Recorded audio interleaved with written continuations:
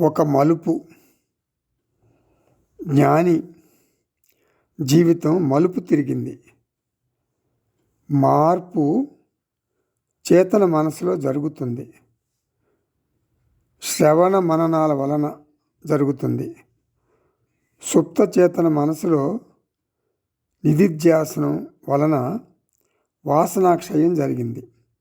కాబట్టి దైనందిన జీవితంలో ఆత్మజ్ఞానం అక్కరకు వస్తుంది. వృద్ధాప్యంలో దీర్ఘ వ్యాధులు రావచ్చు. హాస్పిటల్లో ఐసీయూలో ఉండొచ్చు. ఈ సంఘటనను కూడా లీలగా చూస్తాడు జ్ఞాని. ఎందుకంటే ఈ సంఘటన జడ దేహ సంబంధమైంది.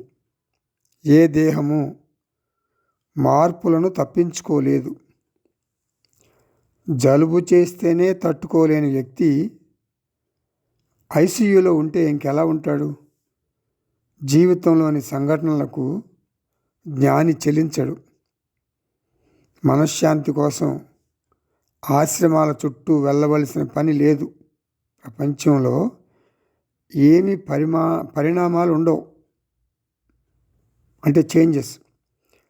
సృష్టి యథావిధిగా కొనసాగుతుంది. అందువలన జ్ఞాని బయటకు అందరి మనుషుల్లాగానే కనిపిస్తాడు. బట్టలు కట్టుకుంటాడు. జ్ఞాని నోటితోనే మాట్లాడతాడు. ఇప్పుడు ఒక కొండ ఉంది. జ్ఞానం రాకముందు అది కొండగా ఉంది.